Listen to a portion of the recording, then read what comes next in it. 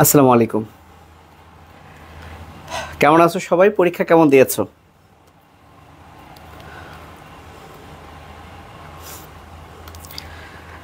কার কেমন পরীক্ষা হলো? পরীক্ষার প্রশ্ন খুব একটা কঠিন করি নাই, জাস্ট দুইটা জায়গায় একটু চেঞ্জ করে দিছি। এবং অপশনে কিন্তু ছিল একটিও না, রাইট? আশা করি তোমরা ধরতে পারছো যেটা আনসার হবে একটিও না। তোমরা কবে পরীক্ষার খাতা পাবা? এক সপ্তাহ সময় লাগবে, এক সপ্তাহ।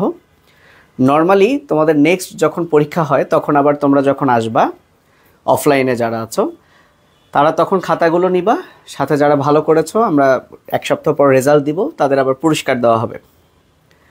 আর অনলাইনের পুরস্কার যদি কেউ পেয়ে থাকো, দেখা যাক কিভাবে পাঠানো যায়। আজকে আমরা একদম টোটালি নতুন একটা টপিক শুরু করব, সেটা হচ্ছে উদ্ভিদ টিস্যু। ওকে, সো তোমরা একটু আমাকে জানাবা হোয়াটসঅ্যাপের ইস্যুটা সমাধান হয় নাই। হোয়াটসঅ্যাপের ইস্যুটা হচ্ছে হোয়াটসঅ্যাপ ডিলিট করে আনইনস্টল করে ক্লাস নিতে হবে, এটাই হচ্ছে সমাধান। আচ্ছা, কেমন হয়েছে পরীক্ষা তাহলে জানো। আমরা শুরু করি কথা না বলে। আমি জাস্ট একটু চেক করে নিচ্ছি ঠিক আছে কিনা। শুরু করব সেটা হচ্ছে ওকে, তাহলে বোর্ডটা আরেকটু মনে হয় ইয়ে করা যায়, আরেকটু বোর্ডটা ইয়ে করা যায়, সরে গেছে। আচ্ছা থাকুক। তোকে শুরু করি, আমি দেখছি যদি এটা আবার অফ হয়ে যায়। যাই হোক, অন্তত এটা ভালো যে আমাকে ভালো দেখাচ্ছে। শুরু করি। সবাই লেখো আজকে তাহলে টপিক হচ্ছে 2 কত, আমি একটু বই দেখাই। আজকের টপিকটা হচ্ছে উদ্ভিদ টিস্যু। সবাই হেডলাইন দাও, প্লান্ট টিস্যু বা উদ্ভিদ টিস্যু। এটাই হচ্ছে তোমাদের কাজ, এখন হেডলাইন দাও।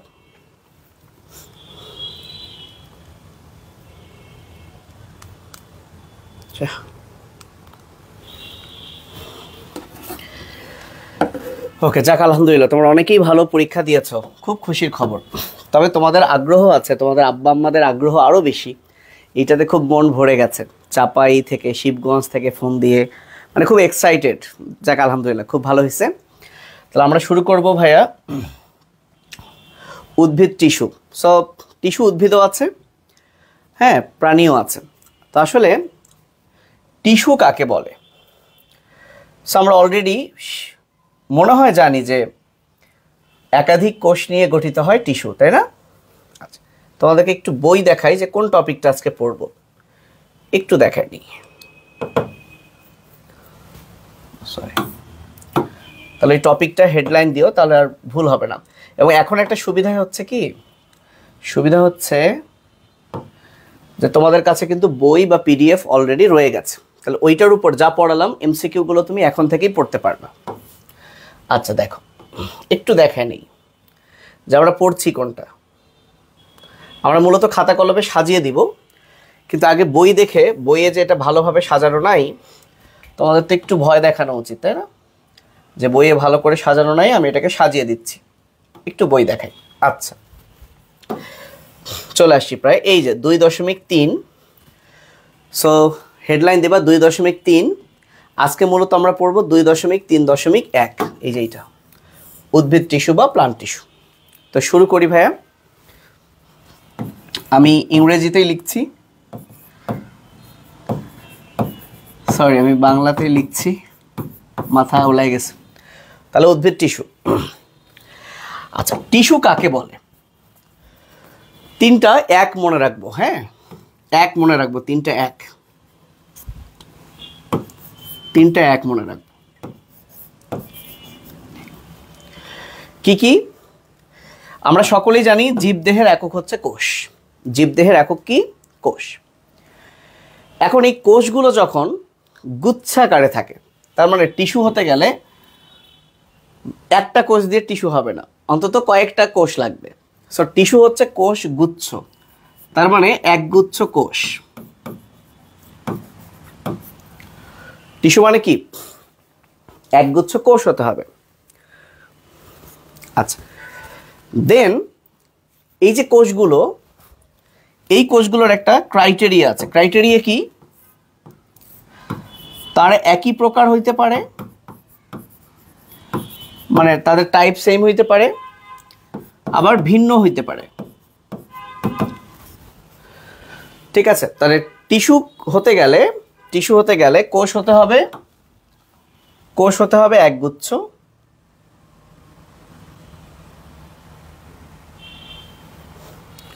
ওকে, এখন এই কোষগুলা সেম টাইপ হইতে পারে, ডিফারেন্ট টাইপ হইতে পারে। আচ্ছা, জেনে রাখা ভালো, যদি কোষগুলো সেম টাইপ হয়, একই প্রকার হয়, তখন এটাকে বলা হয় সরল বা সিম্পল টিস্যু, সরল টিস্যু। আর যদি এই কোষগুলো ডিফারেন্ট টাইপ হয়, তখন এটাকে আমরা বলি কমপ্লেক্স বা জটিল টিস্যু। ওকে, যদিও টিস্যু 3 প্রকার, সরল, জটিল, আরেকটা আছে, সেটা আমি পরে লেখাবো, বাট এখানে একটু বলে দিলাম যে তোমরা কেউ যদি টিস্যুর ডেফিনেশন দিতে চাও, তাহলে 3টা এক মনে রাখবা। প্রথম এক হচ্ছে একই প্রকার কিংবা ভিন্ন প্রকার একগুচ্ছ কোষ, যাদের একই উৎপত্তি, অর্থাৎ এই কোষগুলো একই জায়গা থেকে অরিজিন মানে উৎপত্তি হয়, এবং এদের সবগুলোর ফাংশন হচ্ছে একই, সেম ফাংশন, একই কাজ করে, তখনই তাকে আমরা বলবো টিস্যু। তাহলে টিস্যুর ডেফিনেশন যদি তুমি লিখতে চাও, তোমাকে কি কি লিখতে হবে? যে সেম অর ডিফারেন্ট টাইপের একগুচ্ছ কোষ, যাদের উৎপত্তি একই, অরিজিন সেম এবং ফাংশনও সেম, তারাই হচ্ছে টিস্যু। এই কথাটা বইয়ে সাজানো আছে, জাস্ট আমি এভাবে একটু প্রেজেন্ট করে দিলাম। তো বইয়ের কথায় সাজানো আছে, আমি এখন সেটা একটু দেখাই। হয়তো বা অনেকের লেখা হয় নাই, আমি দেখানোর পর পরে আবার লিখো, আবার তো যাবো। তাহলে একই বা বিভিন্ন প্রকারের একগুচ্ছ কোষ একত্রিত হয়ে যদি একই কাজ করে এবং তাদের উৎপত্তিও যদি অভিন্ন হয়, মানে সেম হয়, তখন তাকে আমরা বলি টিস্যু বা কলা। তাহলে বাংলায় এই টিস্যুটার আরেকটা নাম হচ্ছে কলা, কিন্তু উদ্ভিদে শুধু টিস্যু, TISSUE, উদ্ভিদে শুধুই টিস্যু। বাংলায় এটাকে আরেকটা কি নামে ডাকে? কলা নামে ডাকে। ক্লিয়ার? এতটুকু বুঝছো? এখন এই যে উদ্ভিদ টিস্যু, এইটা মূলত 2 প্রকার। উদ্ভিদ টিস্যু মূলত 2 প্রকার। তাহলে আমরা যদি পরের স্লাইডে যাই, তাহলে উদ্ভিদ টিস্যু বা প্লান্ট টিস্যু, এটা মূলত 2 প্রকার। এখন যে প্লান্ট টিস্যুর কোষগুলোর মধ্যে সেল ডিভিশন চলবে, অর্থাৎ যে কোষগুলো বিভাজিত হবে, ডিভাইড হবে, তাকে আমরা বলি ভাজক টিস্যু। দেখো নামের মধ্যে আছে ভাজক, মানে এরা বিভাজিত হবে। ইংরেজিতে বলে মেরিস্টেম। কি বলে? মেরিস্টেম। তাহলে উদ্ভিদ টিস্যু 2 প্রকার, যাদের কোষ বিভাজন হয় তাদেরকে বাংলায় বলে ভাজক টিস্যু। ইংলিশ বাংলা 2 ভার্সন সবাই লিখে রাখো। ইংলিশে এটাকে বলা হয় মেরিস্টেম বা মেরিস্টেমেটিক টিস্যু। তাহলে যে সকল টিস্যুর সেল ডিভিশন স্টপ হয়ে গেছে, বন্ধ হয়ে গেছে, তারা আর বিভাজিত হবে না, সো তাদেরকে বলে পার্মানেন্ট বা স্থায়ী টিস্যু। স্থায়ী টিস্যুকে আমরা বলি পার্মানেন্ট টিস্যু। তো তোমাদের বইয়ে শুধু এতটুকুই লেখা আছে যে উদ্ভিদ টিস্যু 2 প্রকার, ভাজক এবং স্থায়ী টিস্যু। এবং যদি তুমি খেয়াল করো, ভাজক টিস্যু নিয়ে খুব একটা প্রশ্ন কিন্তু তুমি পাবা না, বাট তারপরেও ভাজক আর স্থায়ী টিস্যু নিয়ে আমি 2-4টা কম্প্যারিজন করে দেই, যাতে যদি কখনো আসে তুমি লিখতে পারো। যেমন দেখো লেখা আছে যে উদ্ভিদ টিস্যু 2 ধরনের, ভাজক এবং স্থায়ী টিস্যু। তো ভাজক টিস্যুর কোষগুলোর একটা লাইন লেখা আছে ভাজক, তাহলে যেটা বললাম বিভাজনে সক্ষম। তাহলে স্থায়ী পার্মানেন্ট টিস্যুগুলো ক্যান নট ডিভাইড, বিভাজিত হতে পারে না। তো সেটা ছাড়াও আমরা আরও 2-3টা লিখে দিব। সো আমরা যদি এখন এই 2টার একটু কম্প্যারিজন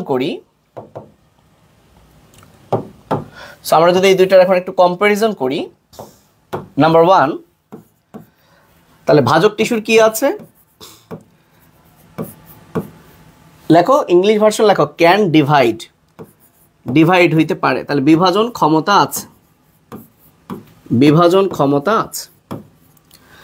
আর স্থায়ী টিস্যু ক্যান নট ডিভাইড, তার মানে তাদের বিভাজন ক্ষমতা নেই, ক্ষমতা নেই। সেটা হচ্ছে 1 নাম্বার, যেটা বইয়ে কিন্তু অলরেডি আছে। এখন বইয়ে নাই কিন্তু আমরা একটু অতিরিক্ত শিখি।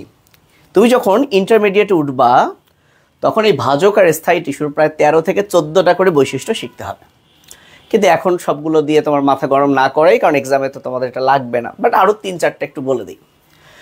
মনে রাখবা যেহেতু ভাজক টিস্যু বিভাজিত হচ্ছে, তার মানে কি এর কোষগুলো গ্রোয়িং, বাড়ছে, বড় হচ্ছে, তো বড় যে হবে সে জীবিত হবে না মৃত হবে?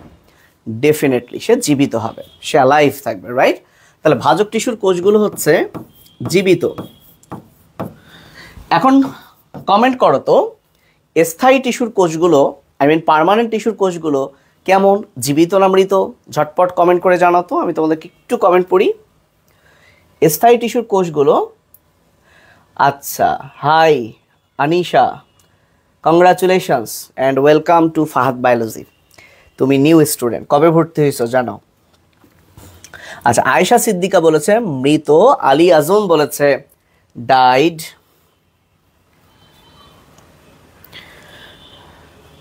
হালিমাতুস সাদিয়া বলেছে মৃত, তাশরিফ বিশ্বাস মৃত, ভেরি গুড, সবাই বলেছে মৃত, ভেরি গুড, কিন্তু কারোটাই হয়নি।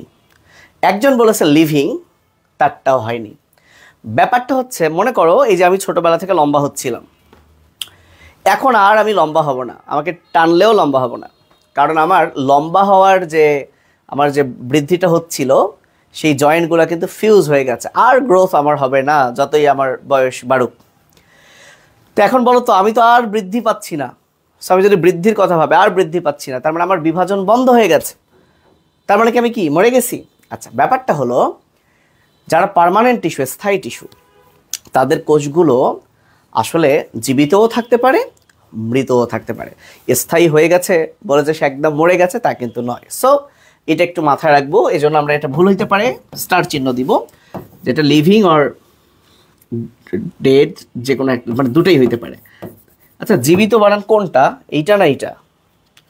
আচ্ছা, যেটা সঠিক সেটা লিখে নিও, মনে হয় এইটা, মনে হয় এইটা, হ্যাঁ হচ্ছেটা কি? আচ্ছা হোক, কিছু একটা, জীবিত বা মৃত, জীবিত বা মৃত। আজকে আর নিশা আজকে ভর্তি হয়েছে, ওকে গুড। নাম্বার থ্রি, তাহলে বলো তো যে টিস্যুটা জীবিত, যে টিস্যুটা জীবিত, যে টিস্যুর কোষগুলোর মধ্যে ডিভিশন চলবে, চিন্তা করো, মনে করো আমার এই হাতটা হচ্ছে ভাজক টিস্যু, এই হাতটা হচ্ছে স্থায়ী টিস্যু। দুই টিস্যু বলা ঠিক না, মনে করো এটা একটা ভাজক টিস্যুর কোষ, এটা একটা স্থায়ী টিস্যুর কোষ। দুই টিস্যুর কোষের মধ্যেই সব কিছুই সেম টু সেম আছে, কিন্তু ভাজক টিস্যুর কোষে এক্সট্রা কি ঘটছে, এক্সট্রা বিভাজন ঘটছে, তার মানে এখানে এক্সট্রা কাজকর্ম বেশি হচ্ছে, বাট স্থায়ী টিস্যুতে কিন্তু সেই কাজকর্মগুলো হচ্ছে না। তার মানে এই দুইটা কোষের মধ্যে কে কাজ করবে বেশি? যেহেতু এ বেশি কাজ করবে, একটা কোষকে কন্ট্রোল করে কে? নিউক্লিয়াস। যেহেতু এ বেশি কাজ করবে, এর নিউক্লিয়াসটা না আকার একটু বড়, বুঝছো? আর যখন নিউক্লিয়াস আকারে বড় হয়, তাকে রাখার জন্য সেন্টার ছাড়া জায়গা নেই, কোনা কাঞ্চাতে সে থাকতে পারবে না, সেন্টারে থাকবে, একদম মাঝে থাকবে। কিন্তু স্থায়ী টিস্যুর কোষগুলোতে যেহেতু বিভাজন চলে না, তুলনামূলক কম কাজ করতে হয়, এর নিউক্লিয়াস ছোট, এবং সেই নিউক্লিয়াসগুলো একটু প্রান্তের দিকে থাকে, ছোট ছোট, ওরা প্রান্তে কোনা কাঞ্চাতে থাকে। তাহলে ঘটনা কি দাঁড়ালো? নাম্বার থ্রি, নিউক্লিয়াস বড়, লার্জ, এবং প্লেসড সেন্ট্রালি, বড় ও কোথায় থাকে? কেন্দ্রে থাকে।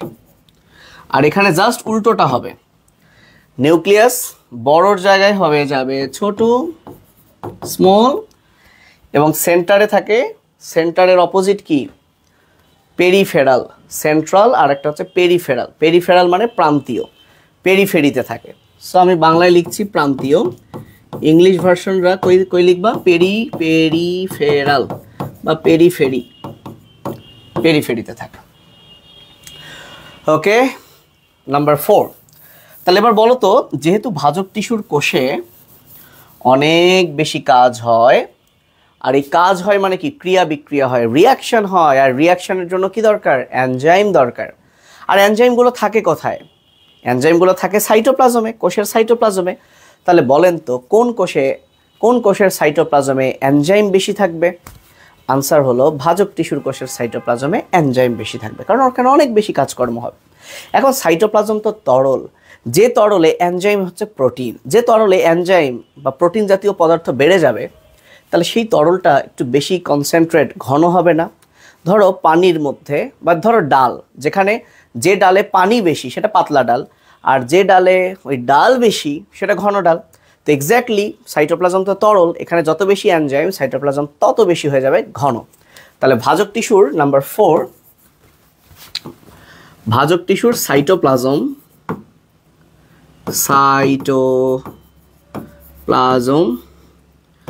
ঘন। ঘন মানে কি, একটু কনসেন্ট্রেট। আর স্থায়ী টিস্যুর সাইটোপ্লাজম পাতলা, ডাইলিউট, তাই না, ডাইলিউট। হইল, 4টা জিনিস হইল। সর্বশেষ আর একটা বলি, ভাজক টিস্যুর কোষগুলো যেহেতু বিভাজিত হচ্ছে, এদের কোষ প্রাচীরগুলো পাতলা থাকে। বাট যখন একটা কোষ তার বিভাজন স্টপ হয়ে যায়, সে আর বড়সড় হবে না, তখন ওই কোষের প্রাচীরের চারদিকে ওই যে লিগনিন, সুভেরিন এগুলো যুক্ত হয়ে হয়ে কোষ প্রাচীরটা পুরু হয়ে যায়। তাহলে ভাজক টিস্যু কোষ প্রাচীর, সেল ওয়াল হচ্ছে থিন, পাতলা, আর স্থায়ী টিস্যুর সেল ওয়াল হচ্ছে থিক, পুরু। ওকে, তাহলে সর্বশেষ নাম্বার 5, কোষ প্রাচীর, সেল ওয়াল থিন, পাতলা, আর এর বেলায় সেল ওয়াল হচ্ছে থিক, পুরু। আচ্ছা, আরও একটা মনে পড়তেছে, লিখে দিই, হ্যাঁ, নাম্বার 6, যদি কখনো 3 মার্কে আসে তাহলে 6টা দেওয়া যাবে। সেটা হলো, তোমাদেরকে আমি বলেছিলাম মেবি, যে একটা কোষের মধ্যে যে রিয়াকশান হয়, এই রিয়াকশানগুলোকে আমরা বলি মেটাবলিজম বা বিপাক। যেহেতু ভাজক টিস্যুর কোষের মধ্যে একটু বেশি রিয়াকশান হয়, তার মানে ভাজক টিস্যুর মেটাবলিক রেট বিপাকীয় হার বেশি, আর ওর বেলায় কম। সো নাম্বার 6, ইংলিশ ভার্সনটা লিখবা মেটাবলিক রেট, বাংলা ভার্সন লেখো বিপাকীয় হার বেশি, এর বেলায় বিপাকীয় হার কম। তো শেষ। তাহলে এটা তোমাদের বইয়ে নাই, বইয়ে আছে একটা, আমি পড়ালাম 6টা। কেন পড়ালাম? এমনি পড়ালাম, খুশিতে, ঠেলায়, ভাল লাগে তাই পড়ালাম। এইবার আসো, আমরা আসল পড়ায় যাব, ধীরে ধীরে আমরা আসল পড়ায় যাব, এবং আমরা আজকে উদ্ভিদ টিস্যু শেষ করে ফেলব ইনশাআল্লাহ। আচ্ছা, তাহলে দেখি তো বইয়ের পর কি আছে। বইয়ের পর আছে স্থায়ী টিস্যু 3 প্রকার। তার মানে দেখো, তোমাদের ক্লাস 9-10-এ ভাজক টিস্যু নিয়ে পড়া নাই। মজা হলো, তুমি যখন ইন্টারমিডিয়েট উঠবা, সেখানে স্থায়ী টিস্যু নিয়ে পড়া নাই, সেখানে ভাজক টিস্যু নিয়ে পড়া। এটাই সায়েন্স, তাই না? এখন একটা শিখছো, ওখানে একটা শিখবা। ওকে, তো স্থায়ী টিস্যু 3 প্রকার। চলেন আমরা সেটাও লিখে ফেলি, আমরা সব খাতা কলমে সাজিয়ে পড়ি।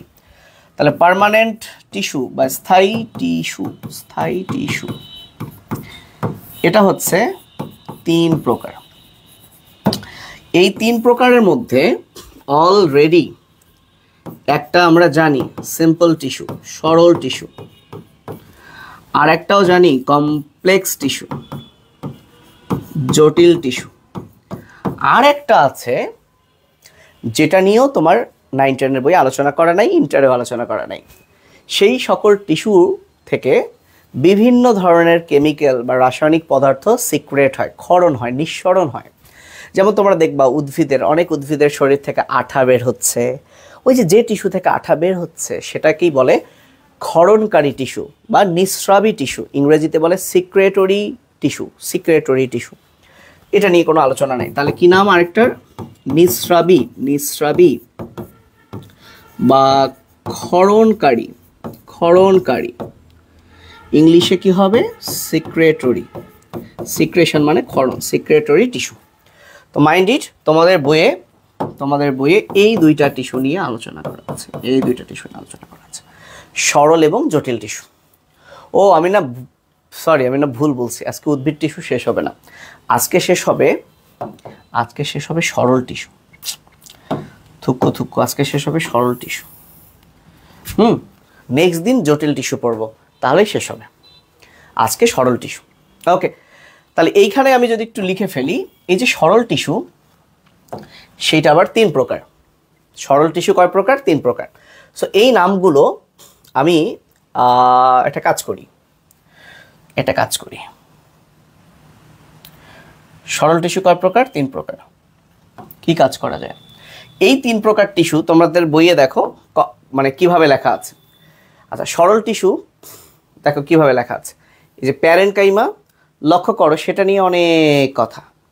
তারপর বলা আছে দেখো কোলেনকাইমা, সেটা নিয়ে অনেক কথা। তারপর দেখো বলা আছে স্ক্লেরেনকাইমা, সেটা নিয়ে অনেক কথা। তো আমরা কি করব জানো? এই 3টা টিস্যুকে কম্পেয়ার করে পড়বো, তাহলে না খুব সহজেই মনে থাকবে এবং আমরা সবগুলো কথাই শিখব। আর তোমরা যদি খেয়াল করো আজকের ক্লাসের পরে, তাহলে দেখবা এই ছবিগুলো কিন্তু উদ্দীপকে এসেছিল। তাহলে এই ছবিগুলো দেখে কিন্তু তোমাকে চিনতে হবে যে কোনটা প্যারেনকাইমা, কোনটা কোলেনকাইমা, কোনটা স্ক্লেরেনকাইমা। উদ্দীপক বুঝতে না পারলে হবে না। এই জন্যই আমরা হেডলাইন দিব সরল টিস্যু। আমরা সবাই কি হেডলাইন দিব? সরল টিস্যু। আমি অলরেডি তোমাদেরকে লিখে দিয়েছি সরল টিস্যু কাকে বলে। তারপরও তোমরা আরেকবার লিখতে পারো, আমি মুখে বলবো, তোমরা লিখবা। কি বলেছিলাম বলো তো সরল টিস্যু কাকে বলে? যে টিস্যু দেখতে একই রকম, একই প্রকার। এই যে দেখো, যে স্থায়ী টিস্যুর প্রতিটি কোষ এরা আকার, আকৃতি, গঠনের দিক থেকে অভিন্ন। ঠিক আছে, তাহলে লেখো সরল টিস্যু যেহেতু টিস্যু, এবং সরল টিস্যু যেহেতু স্থায়ী টিস্যু, তাহলে দেখো কথাগুলো ইম্পর্টেন্ট। তাহলে যে টিস্যু না লিখে লিখতে হবে যে স্থায়ী টিস্যুর প্রতিটি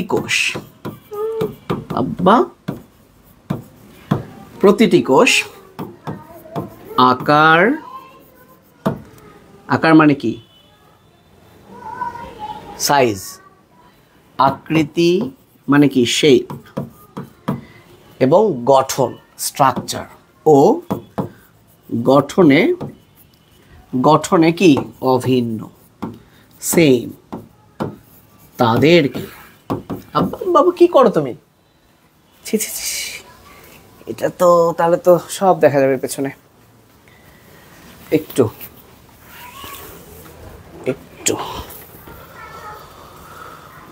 তাহলে লিখো, তোমরা লিখো।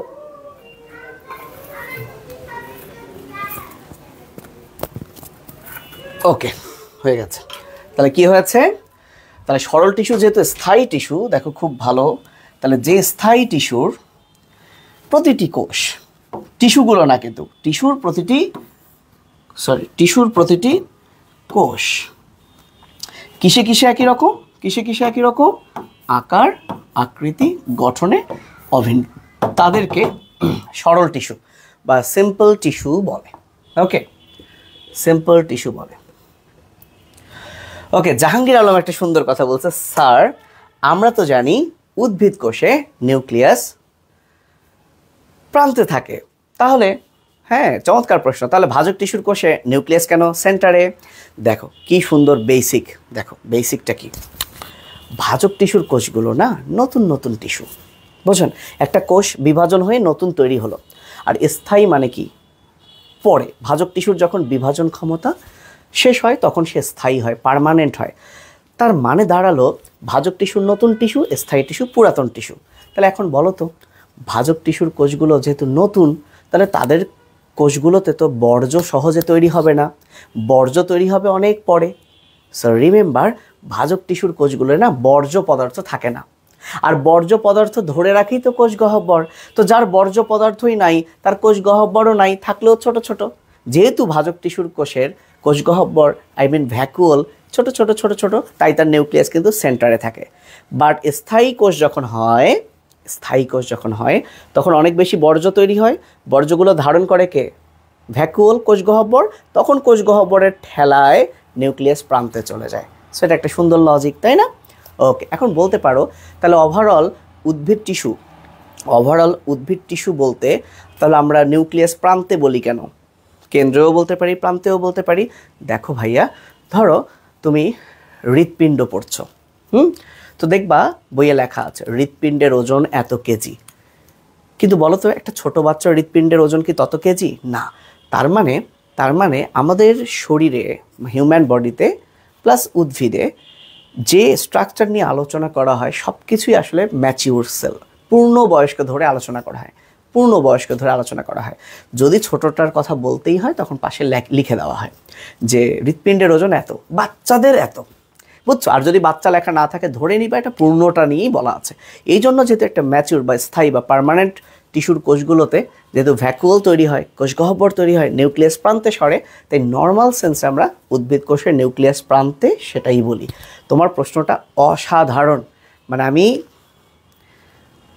মেলা দোয়া দিলাম, অস্থির। আমার মানে এহ জনমে এরকম প্রশ্ন আমি পাই নাই ইন্টারের বাচ্চাদের কাছ থেকেও।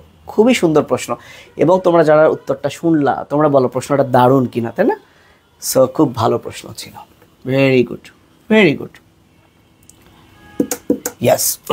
আচ্ছা, তাহলে সরল টিস্যু হয়ে গেল। এখন এই সরল টিস্যু কয় প্রকার? 3 প্রকার। সরল টিস্যু 3 প্রকার। এই যে সরল টিস্যু 3 প্রকার, আমরা 4টা কলাম করব। প্রথম কলামে আমরা লিখব বৈশিষ্ট্য, বৈশিষ্ট্য। তারপরে 1 নাম্বার দিয়ে টিস্যুগুলোর নাম লিখব। Parenchyma, parenchyma. ইংলিশ ভার্সন বানান যদি তোমার বুঝতে কষ্ট হয়, তোমার কাছে ইংলিশ ভার্সনের পিডিএফটা আছে কিনা? বই তো পাও নাই। কোলেনকাইমা, আর 3 নাম্বার হচ্ছে স্ক্লেরেনকাইমা। আমি লিখে দিচ্ছি, দাঁড়াও।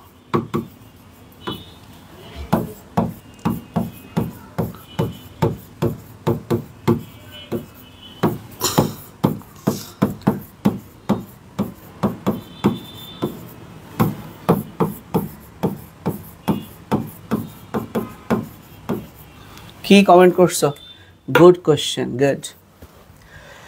তাহলে এই 3 প্রকার টিস্যুর আমরা কম্পেয়ার করে পড়ব। ওকে, ওকে, কম্পেয়ার করে পড়ব।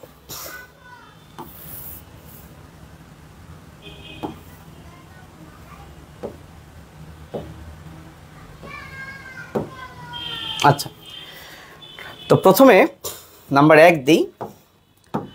আমরা প্রথমে একটা চিত্র আঁকি, অর্থাৎ যে চিত্রটা দিয়েই আমরা এর সকল বৈশিষ্ট্য মনে রাখব। আমরা চলো একটা চিত্র আঁকি।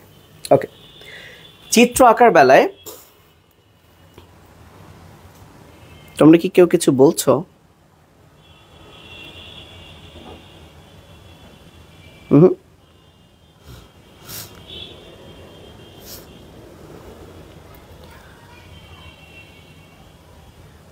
ওকে, ওকে।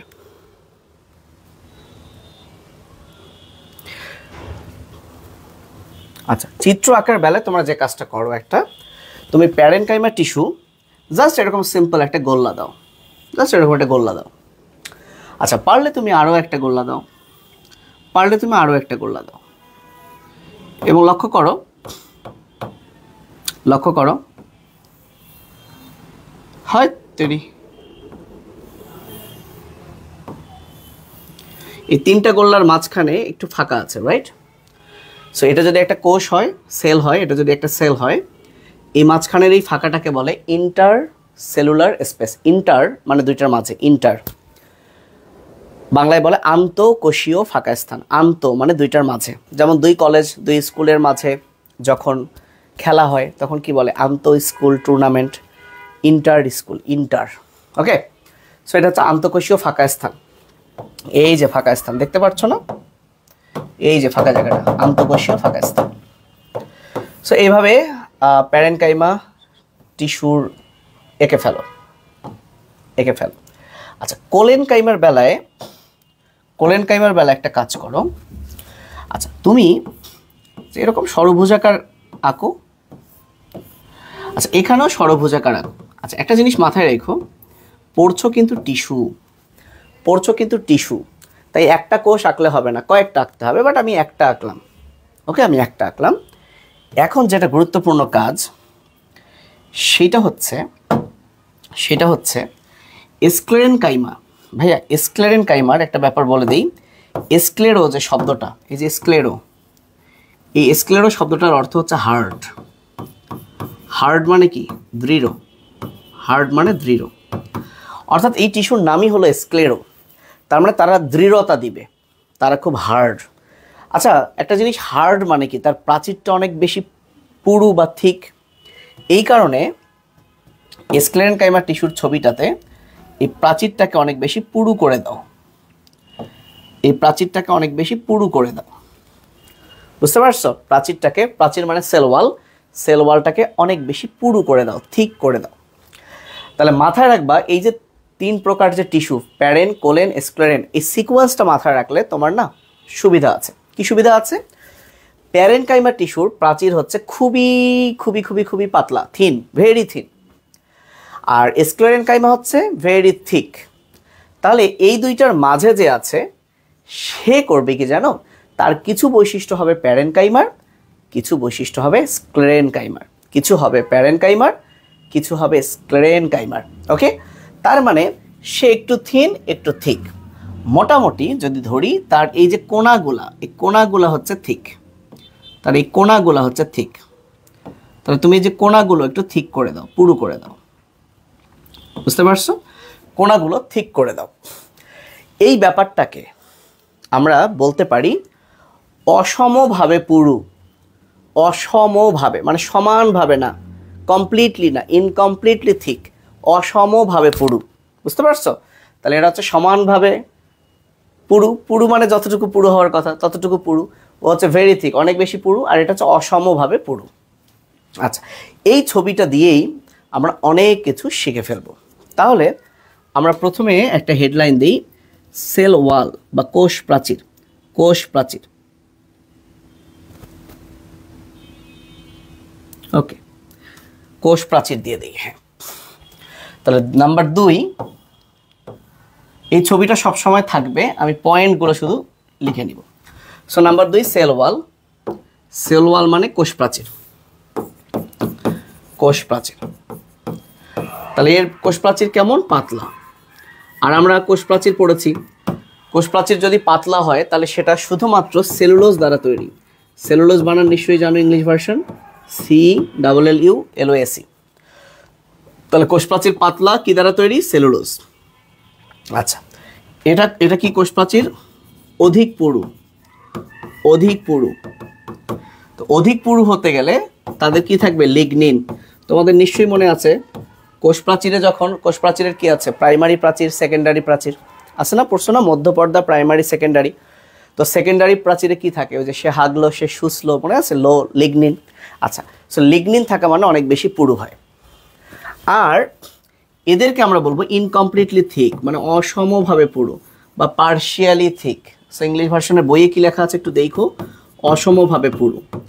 এখন যেটা স্টার চিহ্ন, এই অসমভাবে পুরু, তাহলে এই জিনিসগুলো পুরুত্ব দিল কে? লিগনিন না, পেকটিন। ওই যে প্যাক বলছিলাম না, সেই পেকটিনটাই পুরুত্বটা দিয়ে দিয়েছে। সব পেকটিন, পেকটিন। তাহলে কোলেনকাইমায় কি থাকে? পেকটিন থাকে, পেকটিন থাকে। তাহলে হয়ে গেল একটা। এটা তোমরা ঝটপট লিখে ফেলো, এটা তোমরা ঝটপট লিখে ফেলো। এখন একটা জিনিস মাথায় রাখবা, সেটা হচ্ছে নাম্বার 3। নাম্বার 3 এর যে কি পয়েন্ট দিব? আচ্ছা, এর অবস্থা। প্যারেনকাইমা টিস্যু যেহেতু পাতলা, সেলুলোজ, তার মানে কোষ প্রাচীর পাতলা, এই টিস্যুর কোষগুলো হচ্ছে সবাই জীবিত।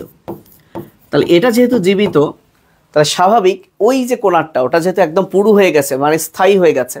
সেই স্থায়ী মানে যদিও জীবিত মৃত, তাহলে ওটা একদম আসলে মৃত। এখন বুদ্ধি করে বলো তো, কোলেনকাইমা তো কিছু বৈশিষ্ট্য এরও পায়, কিছু বৈশিষ্ট্য ওরও পায়, রাইট? তাহলে কোলেনকাইমা কি? আচ্ছা, কোলেনকাইমা কি তার আগে একটা জিনিস মাথায় রাখতে পারো, কথাটা লিখে রাখতে পারো। এর যে কোণাগুলো পুরু সেটা লিখতে পারো, কোণগুলো, অর্থাৎ অ্যাঙ্গেলগুলো হচ্ছে শুধু কি? পুরু। কোণগুলো পুরু। অসমভাবে পুরু মানে কি? কোন জিনিসটা পুরু? পুরু মানে ঠিক, পুরু মানে ঠিক, কোণগুলো হচ্ছে ঠিক, অ্যাঙ্গেলগুলো হচ্ছে ঠিক। আচ্ছা, তাহলে একটু কমেন্ট করে জানো তো, কোলেনকাইমা জীবিত হবে না মৃত হবে? কোলেনকাইমা জীবিত হবে না মৃত হবে? যে কোনো একটা হবে, তাহলে কোনটা হবে? তো সে যেহেতু দুইটারই বৈশিষ্ট্য পাবে, তাহলে ডেফিনেটলি সে কি হবে বলো তো? জীবিত হবে না মৃত হবে? সো জীবিত মৃত্যুর মাঝে হচ্ছে কি আধমরা হবে। তো আধমরা হওয়া মানে কি? সে তো বেঁচে আছে, তার মানে সেও কিন্তু জীবিত হবে, বোথ হবে না। সো আধমরা মানে অন্তত মরা না, মরে নাই। হ্যাঁ, মরমর অবস্থা কিন্তু মরে নাই, ব্যাপারটা এরকম। সো সে জীবিত হবে। তাহলে এদের অবস্থা কি? জীবিত। এখন তোমাদেরকে শেখাইছিলাম যে একটা কোষের মধ্যে জীবিত অংশটাকে বলা হয় প্রোটোপ্লাস্ট, এবং প্রোটোপ্লাস্টের সজীব অংশ জীবিত অংশটাকে বলা হয় প্রোটোপ্লাজম, তাই না?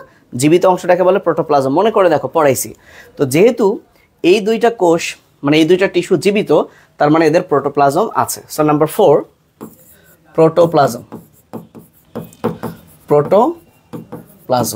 তাহলে প্রোটোপ্লাজম টিক চিহ্ন দিলাম, আছে নাই। আচ্ছা, এদের প্রোটোপ্লাজম নাই কারণ তারা মৃত। কিন্তু ভাই, মৃতর আগে তো মানে শুরুর দিকে তো তারা মৃত ছিল না, জীবিত ছিল। তাই আমরা ব্র্যাকেটে লিখতে পারি প্রাথমিক অবস্থায় ছিল বা প্রাথমিক অবস্থায় থাকে। বুঝতে পারছো? যদি বলে প্রাথমিক অবস্থায় কাদের প্রোটোপ্লাজম থাকে, স্ক্লেরেনকাইমা টিস্যু। আর যদি বলে প্রোটোপ্লাজম নাই কার, সেটাও স্ক্লেরেনকাইমা টিস্যু। আর এদের বেলায় কিন্তু প্রোটোপ্লাজম থাকে। ওকে, এদের বেলায় কিন্তু প্রোটোপ্লাজম থাকে। এইটুকু ক্লিয়ার কিনা আমাকে একটু জানাও।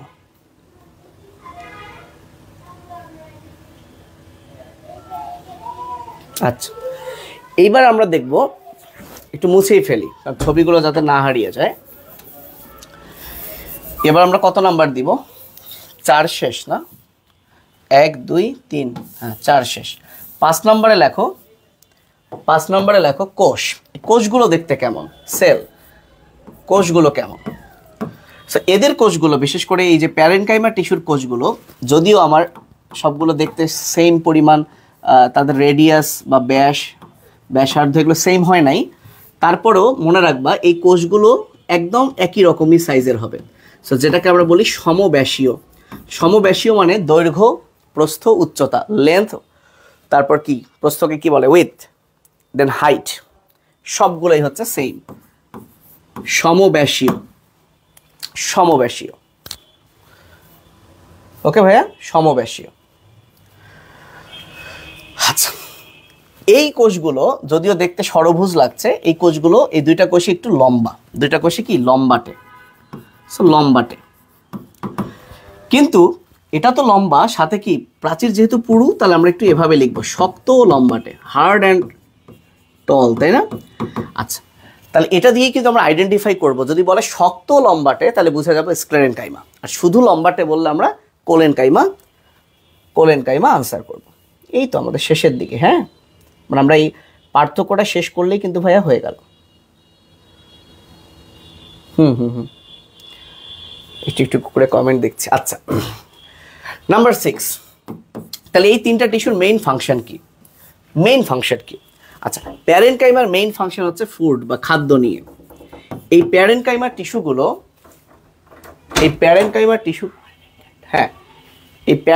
টিস্যুগুলো কি করে? তারা খাদ্যর 3টা ঘটনা ঘটায়। এক, তারা খাদ্য প্রস্তুত করে মানে কি? তৈরি করে। আচ্ছা, শুধু কি তৈরি করবে না, তাহলে ফুড প্রোডাকশন, ফুড সিনথেসিস করে, তৈরি করে। শুধু কি তৈরি করবে না, দরকার হলে জমাও রাখবে, ফুড স্টোরেজ হিসেবে কাজ করে। এবং যদি অন্য কোথাও নিয়ে যেতে হয়, সো ট্রান্সপোর্টও করে, খাদ্য পরিবহনও করে। So very very important, parenchyma tissue খাদ্য রিলেটেড। তারা খাদ্য বানায়, তারা খাদ্য জমা রাখে এবং খাদ্য ট্রান্সপোর্ট করে। খাদ্য বানায়, জমা রাখে, পরিবহন করে। ঠিক আছে, খাদ্য বানায়, জমা রাখে, পরিবহন করে। তার মানে তারা সবখানে কিন্তু খাবার সরবরাহ করছে। আর তোমরাই বলো, খাবার পেলে আমাদের কি হয়? আমাদের দেহ গঠন হয়। তাহলে formation of the body, right? So আরেকটা কাজ হচ্ছে দেহ গঠন। তাহলে প্যারেনকাইমা টিস্যুর 4টা কাজ মনে রাখবা, খাদ্য দিয়ে 3টা, আর খাবার ফেলে দেহ গঠন হয়। হ্যাঁ, খাবার পেলে দেহ গঠন হয়। এখন এখন স্ক্লেরেনকাইমা টিস্যুর কাজ কি? যেহেতু স্ক্লেরেনকাইমা টিস্যু দৃঢ়, তাহলে সেও মূলত দৃঢ়তা দিবে, তার একটাই ফাংশন দৃঢ়তা দিবে। কারণ কি জানো, প্যারেনকাইমাটা টিস্যু তো জীবিত, রাইট? এবং এই টিস্যুগুলোতে অনেক বেশি ক্লোরোফিল থাকে, এই কারণেই কিন্তু সেখানে খাবার প্রস্তুত হয়, মানে সালোক সংশ্লেষণ হয়। আর এরা তো একদম মৃত, সো এখানে কোনো মানে সজীব অংশ নাই, সো এখানে সালোক সংশ্লেষণ হবে না। তাহলে স্ক্লেরেনকাইমা টিস্যু কি করবে? দৃঢ়তা দিবে। এখন দৃঢ়তা ছাড়াও তারাও পরিবহন করবে, এরা যেমন খাদ্য পরিবহন করলো, ওরা পরিবহন করবে পানি এবং খনিজ লবণ। সো আমরা লিখতে পারি এটা হচ্ছে হার্ডেনিং অফ দ্য টিস্যু, দৃঢ়তা দেয়, হার্ডেনিং, দৃঢ়তা দান করে, এবং ওয়াটার এবং মিনারেল ট্রান্সপোর্ট করে, পানি ও খনিজ লবণ পরিবহন করে, পানি ও খনিজ লবণ পরিবহন করে। এখন গেস করো তো, বুদ্ধি করে বলো তো, যে কোলেনকাইমা টিস্যু যেহেতু দুইটার মিশেল, কেন বেশি ক্লোরোফিল থাকে? ওদের এটা একটা ধর্ম, এবং ক্লোরোফিল বেশি থাকায় তাদের নাম কিন্তু চেঞ্জ হয়ে যায়, ক্লোরেনকাইমা হয়ে যায়। আচ্ছা, কেন বেশি থাকে আরেকটা জিনিস বলি, এখানে যেমন যে জিনিসগুলো না পুরু হয়ে গেছে, ওই পুরু জায়গাগুলোতে তো ক্লোরোফিল নাই, তাহলে মনে করো দুইটার স্ট্রাকচার সেম, এই কোনাগুলোতে যেহেতু আবার ক্লোরোফিল নাই, তাহলে তুলনামূলক এর চেয়ে কি এখানে ক্লোরোফিল বেশি। তার মানে আমরা বুঝলাম ক্লোরোফিল এখানেও আছে, তার মানে এও কি করবে? খাদ্য তৈরি করবে। তার মানে এর মজাটা হলো এখানে, এর যেহেতু এই জায়গাগুলোতে, এই সাদা জায়গাগুলোতে ক্লোরোফিল আছে, যদিও ক্লোরোফিল সবুজ, এই সাদা জায়গাগুলোতে ক্লোরোফিল আছে, তাহলে সে খাবার বানাবে। আবার কোনাগুলো যেহেতু সে কোনাগুলো যেহেতু পুরু, এই কোনাগুলোর কারণে সেও দৃঢ়তা দিবে। কিন্তু তার দৃঢ়তা কি অনেক বেশি হবে? না, সে আংশিক দৃঢ়তা দিবে, অল্প দৃঢ়তা দিবে, কারণ সে আংশিকভাবে পুরু। তাহলে দেখো তোমাদের বইয়ে লেখা আছে, আমি একটু দেখাই। এই যে কোলেনকাইমা টিস্যুর কাজ, এখানে ক্লোরোপ্লাস্ট থাকে, তখন এরা খাদ্য প্রস্তুত করে, ঠিক আছে? তাহলে এরা খাদ্য প্রস্তুত করে এবং সাথে উদ্ভিদ দেহকে দৃঢ়তা প্রদান করে। এখন এই দৃঢ়তাটা কিন্তু কোথায় কোথায়, যেমন আমি যদি বলি একটা আম গাছের কাণ্ড, দেখছো না আম গাছের কাণ্ড কত মোটা? যেমন দেখাই তোমাদেরকে। আচ্ছা, মনে করো এটা হচ্ছে একটা গাছের কাণ্ড, এইটা যে পরিমাণ মোটা, এখান থেকে মনে করো একটা পাতা বের হয়ে গেল, পাতা বের হয়ে গেল, তাহলে বলো তো এই পাতার যে এই অংশটা পাতার যে বৃন্ত, হ্যাঁ পাতার যে বৃন্ত, বোটা কি বলো, এইটা আর এইটা কি সেম পুরু? না। তার মানে এই যে কাণ্ড, এখানে থাকে স্ক্লেরেনকাইমা টিস্যু, আর এই যে জায়গাটা, এই যে পত্রবৃন্ত, রুট অফ দ্য লিফ, তাই না? এই পত্রবৃন্ত, এই যে এটাকে ইংলিশে যে কি বলে, যাই হোক, এইটা হচ্ছে কোলেনকাইমা, এটাকে কি বলবো? Collenchyma tissue.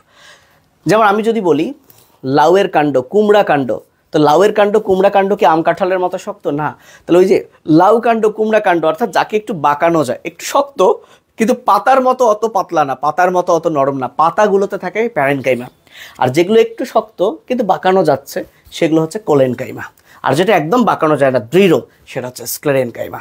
ওকে, তাহলে মনে রাখবা যেহেতু কোলেনকাইমার কিছু ক্লোরোফিল আছে, তাহলে সে খাদ্য প্রস্তুত করবে, এবং যেহেতু আবার কোনাগুলো পুরু, তাহলে সে দৃঢ়তাও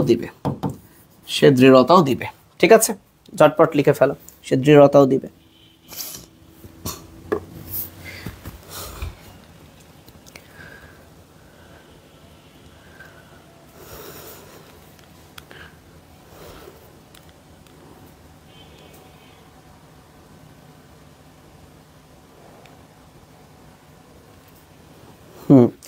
তাহলে এখন বলো তো যে কোথায় প্যারেনকাইমা থাকবে, কোথায় কোলেন থাকবে, কোথায় স্ক্লেরেন থাকবে? আন্তঃকোষীয় ফাঁকা স্থানে বিভিন্ন রস থাকে, তরল পদার্থ থাকে, কোষের ভিতর কোনো কিছু যেতে চাইলে এখান থেকেই যায়, বের হতে আসলে ওখানেই আসে। আচ্ছা, এবার আসো নাম্বার 7, অবস্থান। সো প্যারেনকাইমা টিস্যু মোটামুটি দেহের সব অংশে থাকে, উদ্ভিদ দেহের প্রায় সব অংশে থাকে, তাহলে সব অংশে থাকে। আর একটু আগেই বললাম কোলেনকাইমা সেখানেই থাকবে যারা একটু দৃঢ় কিন্তু বাঁকানো যায়। তাহলে বলো তো কার কাণ্ড বাঁকানো যায়? ওই যে আমি লাউ কুমড়ার কথা বলছিলাম, বইয়ে কুমড়া বলা আছে, আর একটা বলা আছে দণ্ডকলস। এই কুমড়া দণ্ডকলসের যে ইংলিশ কি দেখে নিও, ইংলিশ ভার্সন তোমাদের বইয়ে যে এক্সাম্পলটা আছে ওইটাই। তাহলে কুমড়া, আমার কাছে ইংলিশ ভার্সনের বইটা ছিল, ডাউনলোড করতে হবে। দণ্ডকলসের কাণ্ড, কারণ আমরা জানি কুমড়ার কাণ্ড, লাউ কুমড়া এই পামকিন স্টেম, তাই না? কুমড়ার ইংলিশ কি? পাম্পকিন টাইপের বলে, হ্যাঁ। তাহলে কুমড়াকাণ্ড দণ্ড কলসের যে কাণ্ড, এই কাণ্ডগুলো তুলনামূলক নরম হয়। লাউ কুমড়ার কাণ্ড দেখছো তোমরা। তাহলে এটা থাকে প্রায় সব অংশে, এটা থাকে কুমড়া এবং দণ্ড কলসের কাণ্ডে, আর বাদবাকি যত দৃঢ়, এবং সেটার কথা কিন্তু বইয়ে লেখা নাই, তাই আমরা এখানে ফাঁকা রাখছি। কিন্তু বুঝতেই পারছো এই দুইটা বাদে যদি অন্য কোনো দৃঢ় টিস্যু থাকে, দেখেই যদি বুঝতে পারো অনেক দৃঢ়, তাহলে সেখানেই ওটা থাকে। বইয়ে নাই, তাই আমরা এটা আলোচনায় আর নিয়ে আসলাম না।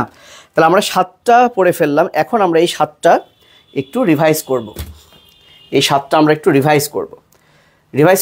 তার আগে আমরা দেখি কিছু বাদ গেল কিনা। তাহলে চলো তো প্যারেনকাইমা টিস্যুর দেখি একটু পড়ি। এই যে উদ্ভিদ দেহের সব অংশে পাওয়া যায়, এটা পড়েছি। কোষগুলো জীবিত পড়েছি, সমব্যাসীয় পড়েছি, পাতলা প্রাচীর পড়েছি, হ্যাঁ পড়েছি। প্রোটোপ্লাজম আছে পড়েছি। এই টিস্যুতে আন্তঃকোষীয় ফাঁকা স্থান দেখা যায়, এটা পড়ি নাই। একটু আমরা যদি ছবির দিকে তাকাই, তোমরা যদি লক্ষ্য করো, এই যে কোষ, এই যে মাঝখানে এগুলো ফাঁকা স্থান, খেয়াল করো এগুলো ফাঁকা। কিন্তু দেখো এই কোষে কিন্তু কোনো ফাঁকা স্থান নাই। এই কোষে ছবিতে দেখা যাচ্ছে নাই, তবে ওই যে বলছিলাম না, এর কিছু ধর্ম এর মতো, কিছু ওর মতো, তার মানে থাকতেও পারে নাও পারে। আমরা যদি একটু বই দেখে আসি তাহলে আমরা ক্লিয়ার হব আরো। আচ্ছা, এই যে কোলেনকাইমা,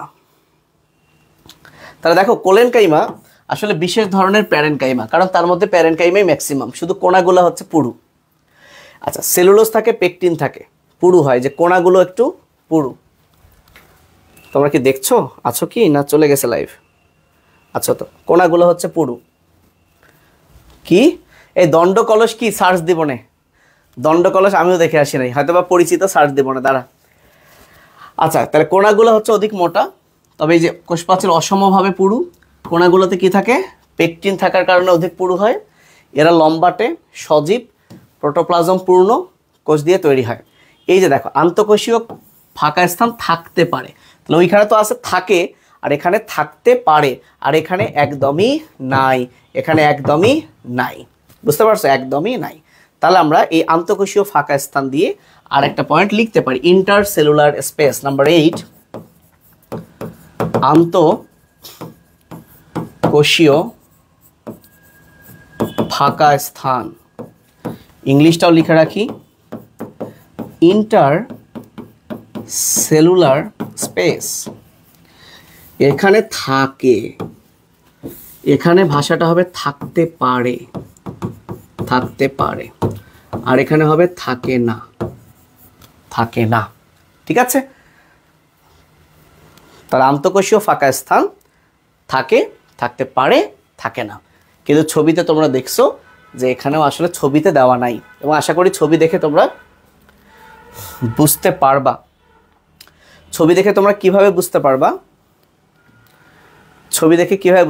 পারবা না তো, কোনাগুলো তো পুরো করে দেওয়া নেই, জাস্ট মুখস্থ করতে হবে আর কি। ঠিক আছে, মুখস্থ করতে হবে। আচ্ছা, এবার দেখো আর একটা কিছু নতুন আমরা মনে হয় দেখলাম। নতুন কি দেখলাম এখানে? কোলেনকাইমায় নতুন কি দেখলাম? এই যে এই লাইনটা নতুন দেখলাম। কোষের প্রান্ত, মানে কোষের প্রান্ত ভাগগুলো কেমন হয়? চৌকোণাকার, মানে 4 কোণা, কিংবা সরু বা তির্যক হতে পারে। এই লাইনটা কিন্তু আমরা লিখি নাই, আর বাদ বাকি এগুলো পড়ছি। এখানে আরেকটা জিনিস দেখো, পাতার শিরা এবং পত্রবৃন্ত। আচ্ছা, পাতার শিরা পত্রবৃন্ত কি? আচ্ছা ছেলেমেয়েরা, এটা এখানে লিখে দেওয়া উচিত ছিল। এই যে অবস্থান, পাতার শিরা, এই যে আমি একটু আঁকছিলাম না, একটু কষ্ট হয়ে গেল তোমাদের। এই যে এটা যদি পাতা হয়, পাতার যে এই যে মাঝখানে যেটা আঁকলাম, এই যে সাদা কালার দিই, এই যে এই জিনিসটাকে বলা হয় পত্র শিরা, মানে ভেইন। শিরার ইংলিশ কি? ভেইন। এই যে এই জিনিসটা দেখবা একটু তুলনামূলক কি শক্ত না?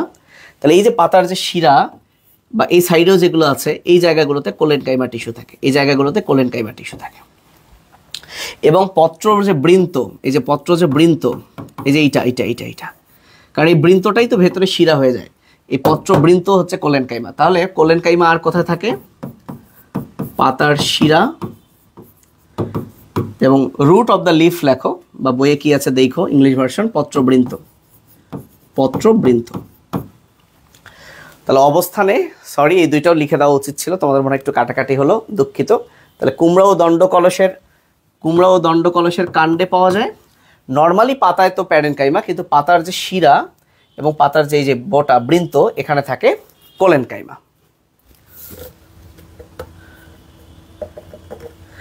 আচ্ছা, একজন দণ্ডকলস গুগল থেকে সার্চ করে কমেন্ট করছে পড়ো। হ্যাঁ, কি বলছে সে, পড়ো। ওকে ভাইয়া, তাহলে দেখো আলহামদুলিল্লাহ এই লাইনটা ছাড়া কোষের প্রান্ত কেমন, এই লাইনটা তাহলে মুখস্থ করে ফেলো। এই লাইনটা ছাড়া আলহামদুলিল্লাহ আমাদের এগুলো সব হয়ে গেছে। আমরা যদি একটু স্ক্লেরেনকাইমা টিস্যুর দিকে তাকাই, তাহলে স্ক্লেরেনকাইমা টিস্যুর বেলায় শক্ত, অনেক লম্বা, পুরু প্রাচীর, প্রোটোপ্লাজমবিহীন, লিগনিন এবং এটা যান্ত্রিক কাজের জন্য নির্দিষ্ট। যান্ত্রিক কাজ মানে দৃঢ়তা, যান্ত্রিক কাজ মানে দৃঢ়তা। তাহলে আমরা শক্ত এবং লম্বা লিখছিলাম, মনে আছে? শক্ত এবং লম্বা লিখছিলাম। দয়া করে অনেক লম্বা, ভেরি টল, ভেরি টল, এই অনেক কথাটা লিখে রাখো তো ভাইয়া, লম্বার আগে অনেক কথাটা লিখে রাখো, অনেক লম্বা। তাহলে যদি বলে এইগুলোই কিন্তু পরীক্ষায় ঝামেলা করবে, বুঝছো? যদি বলে লম্বাটে, হ্যাঁ, যদি বলে লম্বাটে তাহলে বুঝবা, যদি বলে লম্বাটে তাহলে বুঝবা কোলেনকাইমা। আর যদি বলে অনেক লম্বা তাহলে কি বুঝবা? তাহলে বুঝবা স্ক্লেরেনকাইমা। এখন দেখো সর্বশেষ, এই যে প্রাথমিক অবস্থায় কোষগুলোতে কি থাকে? প্রোটোপ্লাজম থাকে, কিন্তু খুব তাড়াতাড়ি তা নষ্ট হয়ে মৃত হয়, বাট থাকে তো। এইবার লাস্ট ওয়ান, এই যে স্ক্লেরেনকাইমা তারা আবার দুই প্রকার। এই দুই প্রকারের মধ্যে একটা হচ্ছে ফাইবার, ফাইবার মানে হচ্ছে তন্তু, আর একটা হচ্ছে স্ক্লেরাইড। বুঝতে পারছো? কাজ তো হয়ে গেল দৃঢ়তা এবং পানি খনিজ লবণ। এই যে ফাইবার এবং স্ক্লেরাইড, এই দুইটার আমরা যদি একটা কম্প্যারিজন করে দিই, আমাদের আজকের ক্লাস শেষ। আমাদের আজকের ক্লাস কিন্তু এতটুকু, জাস্ট খাতায় একটু ঝটপট লিখে ফেলি। তাহলে আমরা হেডলাইন দেই স্ক্লেরেনকাইমা টিস্যু। সবাই আমরা জানি টাইম প্রায় শেষের দিকে, বাট আমরা এটা শেষ করবো ইনশাআল্লাহ, নাহলে হবে না। স্ক্লেরেনকাইমা টিস্যু, স্ক্লেরেনকাইমা আবার কয় প্রকার? দুই প্রকার। পরে আমরা পুরো ব্যাপারগুলোর প্রকারভেদ সামারি করে লিখে দিব। এই দুই প্রকারের মধ্যে একটা হচ্ছে ইংলিশে লিখি ফাইবার, এই ফাইবারটার বাংলা হচ্ছে তন্তু। আর একটা হলো স্ক্লেরাইড, স্ক্লেরাইড এর বাংলা হচ্ছে স্টোন কোষ। তাহলে বোঝাই যাচ্ছে এটা স্টোন কোষ, মানে পাথরের মতো শক্ত। আসতেছি আপু, অ্যারেনকাইমা কি ক্লোরেনকাইমা কি, এটা আসতেছি। হ্যাঁ, একটু ধৈর্য ধর, একটু ধৈর্য ধর আপু। আচ্ছা, তো ভাইজান ফাইবার মানে কি বলতো? ফাইবার মানে হচ্ছে তন্তু। ফাইবার মানে কি? তন্তু। আর তন্তুগুলো কেমন হয়? লম্বা হয়। তন্তুগুলো কেমন হয়? লম্বা হয়। আচ্ছা, লম্বা হলেও তাদের যে দুই প্রান্ত, সেই দুই প্রান্তটা কি হয়? দুই প্রান্তটা সরু হয়, দুই প্রান্তটা সরু হয়। তাহলে এরকম আর কি, এরকম আর কি, এরকম আর কি, দুই প্রান্ত সরু হয়। কখনো কখনো আবার এটা ভোঁতা হয়। সরু হলে নর্মালি আমরা জানি সরু হলে একদম খুব ধারালো হয়, কিন্তু কখনো কখনো ভোঁতা হয়। তাহলে আমরা একটু লিখি। তাহলে ফাইবার বা তন্তু এটা হচ্ছে লম্বা, তাহলে এভাবে লেখো, ভেরি টল বা অত্যন্ত দীর্ঘ, অত্যন্ত দীর্ঘ। বোথ এন্ড দুই প্রান্ত, বোথ এন্ড কি? থিন, দুই প্রান্ত সরু। অর ব্লান্ট, ব্লান্ট মানে ভোঁতা, সরু বা ভোঁতা। এই ভোঁতাকে কি বলে? Blunt, BLUNT, blunt. আচ্ছা, তাহলে স্ক্লেরাইডের আকার কেমন? তুমি স্ক্লেরাইডের আকারটা এভাবে মনে রাখবা, খাস লতা। বলো কিভাবে মনে রাখবা? খাস লতা, খাস লতা। খাস লতা মানে কি? খাতে এটা যেহেতু অত্যন্ত দীর্ঘ, স্টোন মানে তো পাথর, পাথর তো একটু খাটো, স্মল, খাটো। শতে হচ্ছে সমব্যাসীয়, এই পাথরগুলোর ব্যাস সমান, হ্যাঁ মনে রেখো, সমব্যাসীয়। এটাই হচ্ছে অনেক ক্ষেত্রে এরকম, অনেক ক্ষেত্রেই এরা খাটো এবং সমব্যাসীয়। কখনো কখনো এরা হচ্ছে লতা, লতা মানে লম্বাটে, লম্বাটে। আবার কখনো তাতে হচ্ছে স্টার শেপ, তারকাকার, তারকাকার। তাহলে এগুলো হচ্ছে কখনো কখনো, সামটাইমস। আচ্ছা, তাহলে কি হলো? ফাইবার যেহেতু তন্তু, তন্তু নর্মালি লম্বা, তন্তু নর্মালি কি হয় ভাইয়া? লম্বা, কিন্তু তার দুই প্রান্ত সরু কিংবা ভোঁতা হতে পারে, ব্লান্ট।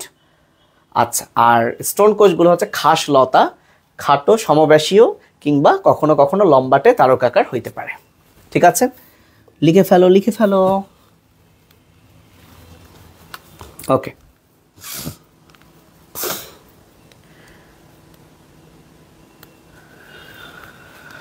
আচ্ছা, এক যদি হয় তাহলে নাম্বার 2, যেহেতু এগুলো স্ক্লেরেনকাইমার ভাগ, তাহলে অবশ্যই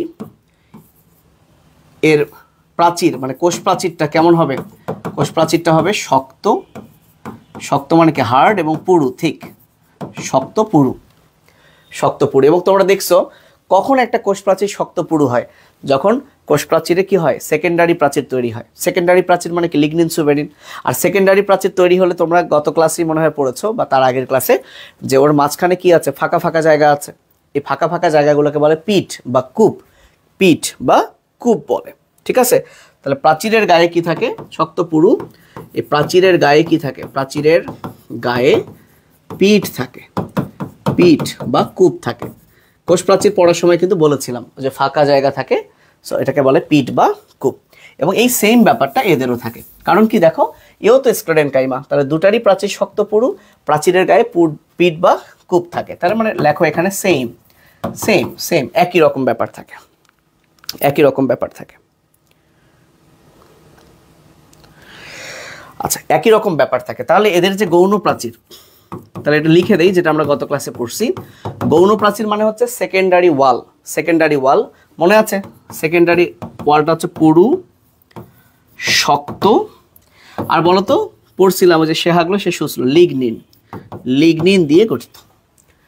তাহলে স্ক্লেরাইডের বেলায় আলাদা করে আমরা পড়বো যে এর গৌণ প্রাচীরটা কেমন? পুরু, শক্ত, পুরু, শক্ত, লিগনিন দিয়ে তৈরি, লিগনিন দিয়ে তৈরি। আচ্ছা, এখন যদি বলে এটাও শক্ত এটাও শক্ত, কোনটা খুবই শক্ত? যেহেতু স্টোন মানে পাথর, তাহলে তুমি চাইলে ভেরি হার্ড, এই যে খুবই কথাটা লিখতে পারো, খুবই শক্ত। তুমি চাইলে খুবই শক্ত লিখতে পারো। আচ্ছা, সর্বশেষ কিছু এক্সাম্পল আছে। নাম্বার 3 হচ্ছে লাস্ট। 3 হচ্ছে ফাইবার কোথায় পাওয়া যায়? ফাইবার কোথায় পাওয়া যায়? 3টা নাম লিখবা। একটা হচ্ছে বাস্ট ফাইবার, তোমরা নিশ্চয়ই পাট দেখছো, ওই যে পাটের গায়ে যে আঁশ থাকে, পাটের আঁশ, ফাইবার অফ দ্য জুট, পাটের আঁশ, এটা হচ্ছে বাস্ট ফাইবার। আরেকটা হচ্ছে সারফেস ফাইবার। এই সারফেস ফাইবার হচ্ছে কটন, কটন বা তুলা, তুলার যে ফাইবার সেটা হচ্ছে সারফেস ফাইবার। ঠিক আছে, তাহলে বাস্ট ফাইবার, সারফেস ফাইবার।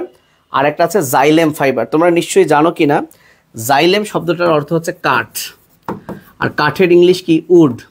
তাহলে জাইলেম ফাইবারকে আমরা ইংলিশে বলি উড ফাইবার, উড ফাইবার।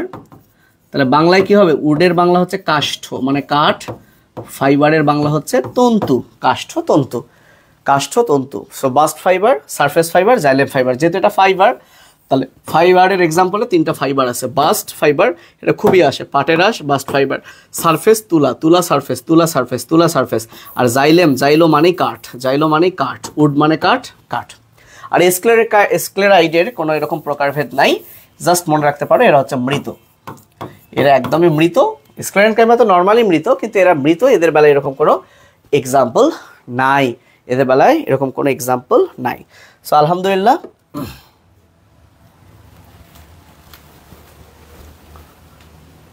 আলহামদুলিল্লাহ আমাদের মোটামুটি শেষ। এখন তোমরা যে 2টা প্রশ্ন করছিলা, তাহলে আমাদের কিন্তু এই পর্যন্ত শেষ। এখন এই 2টা লাইন কি আছে একটু দেখো। এই নগ্নবীজী ও দ্বিবীজপত্রী উদ্ভিদের কর্টেক্স, ফল ও বীজ ত্বকে স্ক্লেরাইড টিস্যু দেখা যায়। আচ্ছা, বহিত্বক জাইলেম এবং ফ্লোয়েমের সাথে একত্রে পত্রবৃন্তে কোষ গুচ্ছ রূপে থাকতে পারে। তাহলে এই 2টা লাইনে কি বোঝানো হয়েছে সেটাই আমরা এখন বুঝবো। প্রথম কথা, এই উদ্ভিদগুলো কি সেটা তোমাকে জানতে হবে। দেখো, এই 2টা উদ্ভিদ, এটাকে ইংলিশে বলে জিমনোস্পার্ম, এটাকে ইংলিশে বলে অ্যানজিওস্পার্ম। আচ্ছা, আসলে দেখো 2টার নামে বীজ আছে, এগুলো একটু হায়ার ক্লাসের পড়া, বীজ আছে। সো নগ্নবীজী মানে ওর বীজ বাইরে থেকে দেখা যায়। আমি যদি তোমাকে বলি আম, আম আম নিয়ে আসলাম, আমের বীজ কি তুমি বাইরে থেকে দেখতে পারবা? পারবা না। তার মানে আমের বীজটা কিন্তু আবৃত আছে ফল দিয়ে। তাই দ্বিবীজপত্রী মানে হচ্ছে আম, কাঁঠাল, এগুলো যার মধ্যে একবীজপত্রী আছে, দ্বিবীজপত্রী আছে। যেমন ধান, সেটাও কিন্তু আবৃত বীজই, কারণ ধানের যে ভেতরের ওটা তুমি কিন্তু বাইরে থেকে দেখতে পাও না, খোলস দ্বারা আবৃত থাকে। আচ্ছা, নগ্নবীজী মানে বীজ বাইরে থেকে দেখা যায়, যেমন সাইকাস, পাইনাস, এরকম অনেক উদ্ভিদ আছে। আচ্ছা, তো বলছে এই যে উদ্ভিদের, আসলে তুমি উদ্ভিদ টিস্যু না পড়লে কর্টেক্স বুঝবা না। তো বলছি এই উদ্ভিদের, তাহলে এটা তোমাকে মুখস্থ করতে হবে যতদিন না তুমি প্লান্ট টিস্যু পড়ছো। কর্টেক্স বলে, উদ্ভিদের বাইরের অংশগুলোকে বলা হয় কর্টেক্স। এছাড়া এদের ফল, যেমন নগ্নবীজের তো আর ফল হয় না, তাহলে যাদের হয় ফল এবং বীজের যে ত্বক, এই কয়টা জায়গায় স্ক্লেরাইড টিস্যু দেখা যায়। তাহলে একটু এটা লিখে ফেলি, হ্যাঁ লিখে ফেলি, হ্যাং হয়ে গেছে। তাহলে তোমরা একটা কাজ করো, যে স্ক্লেরাইডে যে মৃত লিখছো না, ওই মৃতর জায়গায় এটা লিখে ফেলো ঝটপট। ইংলিশ ভার্সন তার বইয়ে দেখো কিভাবে লেখা আছে, জিমনোস্পার্ম অ্যান্ড অ্যাঞ্জিওস্পার্মের কর্টেক্স, ফ্রুট এবং কি এই বীজ ত্বককে কি বলা হয়, বীজ ত্বককে কি বলা হয় বলো? ফল ত্বক আর বীজ ত্বকের এদের বিভিন্ন নাম আছে, এদের বিভিন্ন কি আছে নাম আছে। তুমি জাস্ট সিড ওয়াল লিখতে পারো, সিড ওয়াল। তাহলে স্ক্লেরাইড টিস্যু কই পাওয়া যায়? আমার স্মার্ট বোর্ড কাজ করছে না, সো তোমরা এই নামটা লিখে ফেলো, নগ্নবীজি দ্বিবীজপত্রীর এইখানে পাওয়া যায়। আচ্ছা, এই লাইনটা কি বলেছে এটা বুঝতে গেলে জাইলেম এবং ফ্লোয়েম কি, এরা হচ্ছে জটিল টিস্যু, কমপ্লেক্স টিস্যু, আমাদেরকে আগে না ওইটা নিয়ে পড়তে হবে। সো এই লাইনটা শুধু পেন্ডিং থাকলো, এটা জাইলেম ফ্লোয়েম পড়লেই আমরা বুঝতে পারবো।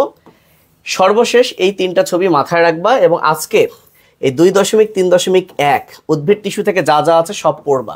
এখন আসলে দুইটা এক্সট্রা জিনিস আছে। দেখো আমরা কি বলছিলাম, আমরা বলছিলাম যে প্যারেনকাইমা টিস্যুতে ক্লোরোপ্লাস্ট থাকতে পারে।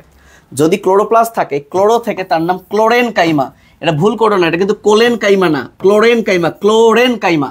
আর আমরা সবাই জানি এয়ার মানে বাতাস, এয়ার মানে বাতাস। যেমন এই যে পানা দেখছো না, পানার ভেতর দেখবা এই জলজ উদ্ভিদের যে সকল উদ্ভিদ পানিতে থাকে, ভেসে থাকে, ওদের দেখবা ভেতরে বায়ু কুঠুরি আছে, বড় বড় ফাঁকা জায়গা আছে। সো এই ফাঁকা জায়গা আছে মানে কি বাতাস আছে, এয়ার আছে, তাকে বলে এয়ারেনকাইমা। তার মানে প্যারেনকাইমা টিস্যুর সো লাস্ট যেটা লিখবো, লিখে আমরা চলে যাব, সেটা হলো প্যারেনকাইমা টিস্যুর বা টিস্যুতে যদি কি থাকে, ক্লোরোপ্লাস্ট থাকে, ক্লোরোপ্লাস্ট থাকলে, তাহলে if chloroplast is present in parenchyma tissue, chloroplast থাকলে তখন ওই প্যারেনকাইমা টিস্যুটা কি বলে, ক্লোরেনকাইমা। তাহলে ক্লোরেনকাইমা আসলে কি, ক্লোরেনকাইমা আসলে প্যারেনকাইমা। কখন এটাকে আমরা প্যারেনকাইমা বলবো, যখন ক্লোরোপ্লাস্ট থাকবে। আর যদি এটা বড় বড় বায়ু কুঠুরি থাকে, বায়ু কুঠুরি মানে এয়ার ব্যাগ বা এয়ার স্যাক থাকে, বায়ু কুঠুরি থাকে, এয়ার মানে বাতাস, তখন এটাকে বলবো এয়ারেনকাইমা, এয়ারেনকাইমা। তাহলে এই এয়ারেনকাইমা মূলত কার থাকতে পারে, হাইড্রোফাইট মানে জলজ উদ্ভিদ যারা পানিতে থাকে। তো এই ছিল আমাদের, আলহামদুলিল্লাহ 7 মিনিট বেশি নিয়েছি, অবশ্য স্টার্ট করেছি 3-4 মিনিট পরে 12 পরে, যাই হোক। তো এই ছিল আমাদের আজকের পড়া। আজকে আমরা পড়লাম সরল টিস্যু, অনেক কথা বলছি। সরল টিস্যু হচ্ছে 3 প্রকার, প্যারেন, কোলেন, স্ক্লেরেন। সো প্রথমে আমরা তাদের কোষ প্রাচীর কি, তার কি বলে জীবিত না মৃত, প্রোটোপ্লাজম কেমন আছে, কাজ কি, ঠিক আছে, পুরুত্ব কেমন, সব কিছু আমরা কিন্তু পড়ে ফেলছি। এবং ফাইনালি স্ক্লেরেনকাইমা টিস্যুর মধ্যে দুইটা জিনিস আছে, ফাইবার এবং স্ক্লেরাইড। স্ক্লেরাইড আবার স্টোন কোষ, সো পাথর খাটো, তাহলে এটা অত্যন্ত লম্বা, খাটো, এর দুই প্রান্ত সরু। সো ওইটার বেলায় আমরা কি পড়লাম, কি লতা, তাই না, খাস লতা। সো একটু তোমরা ভালো করে পড়ো, এইটা এত সুন্দর করে পড়বা। পড়ার পর এই যে টপিকের উপর 2.3.1 আমি কিন্তু শিট এবং বই দিয়েছি, তাই না, সেখান থেকে এমসিকিউগুলো প্র্যাকটিস করবা, যে দেখো তুমি পারছো কিনা। এবং মনে রাখো উদ্দীপকে কিন্তু এই ছবিগুলো থাকবে, এই ছবি দিয়ে তোমাকে চিনতে হবে কোনটা কি। এই ছবি থাকা মানে বুঝবা, দুইটার যে কোনো একটা থাকা মানে বুঝবা স্ক্লেরেনকাইমা, বুঝছো, এটা বিশেষ করে ফাইবার, এটা কোলেনকাইমা, আর এরকম ফাঁকা ফাঁকা থাকলে বুঝবা প্যারেনকাইমা। ওকে ভাইয়া, ঠিক আছে, বলো তো, আওয়াজ দাও ঠিক আছে কিনা। যদি ঠিক থাকে তাহলে আমরা বিদায় নিব, আল্লাহ হাফেজ। জাহাঙ্গীর আলম বলছে, স্যার যেহেতু খাদ্য সঞ্চয় লিউকোপ্লাস্টের কাজ, তাহলে ক্লোরোফিলের পাশাপাশি কি লিউকোপ্লাস্টও থাকে? ডেফিনেটলি, অবশ্যই থাকবে, কেন থাকবে না, অবশ্যই থাকবে। তার কিছু কোনো প্রশ্ন আছে? আচ্ছা, তাশরিফ বিশ্বাস বলছে দণ্ড কলসটা দেখান। একজন দণ্ড কলস লিখে সার্চ দিয়েছে, তুমি দণ্ড কলস লিখে সার্চ দিয়ে যে উদ্ভিদ আসবে সেটাই। আম কাঁঠালের মতো পরিচিত উদ্ভিদ না, সো আমি আসলে কি দেখাবো, তুমি গুগল থেকে দেখে নিও ভাইয়া। তোমার তো এটা মনে রাখা লাগবে, কিন্তু দণ্ড কলসের স্ট্রাকচার যেহেতু পড়তে হবে না, একটু দেখে নাও। আমি পারলে গুগল থেকে ছবি বের করে তোমাকে আমি দিয়ে দিচ্ছি গ্রুপে, তখন তুমি দেখো মন ভরে, কিছু ছবি তুলে নিও সুন্দর করে, তোমার সাথে একটু সেলফি তুলো, হ্যাঁ, টানায় রেখো দণ্ড কলস, আমি দিচ্ছি। হ্যাঁ, মানে দণ্ড কলস নিয়ে আমার খুব একটা আইডিয়া নাই, আমরা জাস্ট মুখস্থই রাখছি দণ্ড কলসের কাণ্ডে থাকে কোলেনকাইমা, বাট দণ্ড কলস তোমাকে আমি গুগলে দেখাবো। অথবা কে একজন জানি সার্চ করছে, এই তুমি ওই তুমি একটু দেখাও তো বাবুটাকে। খাতা দেখা শুরু, সত্যি কথা বলবো না মিথ্যা কথা বলবো, খাতা দেখা শুরু করি নাই, এটা সত্যি কথা। আর মিথ্যা কথা হলো শুরু করছি। ওকে তাশরিফ, ওই যে দেখে নিও, ওই কোন একটা বাবু লিখে দিছে তার কাছে। আচ্ছা প্লিজ আনসার, প্রোটোপ্লাজম না থাকলে অন্যান্য কোষীয় অঙ্গাণু কিভাবে থাকে? সব মরা থাকে, সব মানে প্রোটোপ্লাজমের মেইন যে উপাদানটা, ওই যে কি বলে সাইটোপ্লাজমের যে এনজাইম, মানে কাজকর্মগুলো অফ হয়ে যায়, বুঝছো? তাদের কাজকর্মগুলো সব অফ হয়ে যায়। হ্যাঁ নিলয়, তুমি ওকে দিয়ে দিও। তো আল্লাহ হাফেজ, হ্যাঁ অনেক টাইম চলে গেল, ভালো থেকো, আসসালামু আলাইকুম।